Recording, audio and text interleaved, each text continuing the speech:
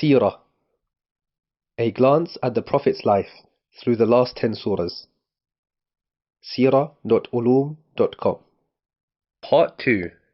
The Quraysh. Allah Almighty protected the Quraysh. He gave them security and prosperity, both at home and in their journeys. They enjoyed supremacy in Arabia. They claimed privilege of being protected by God through extraordinary means. They rebuilt the Kabah 18 years before the Hijrah to reiterate their association. Thus they should have worshipped the one true God, Allah, who protected and blessed them.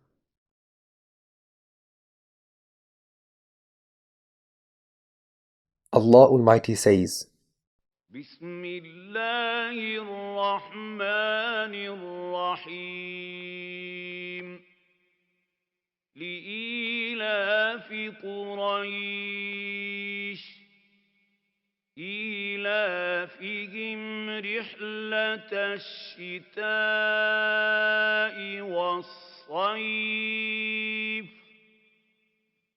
فليعبدوا رب هذا البيت الذي أطعمهم من جوع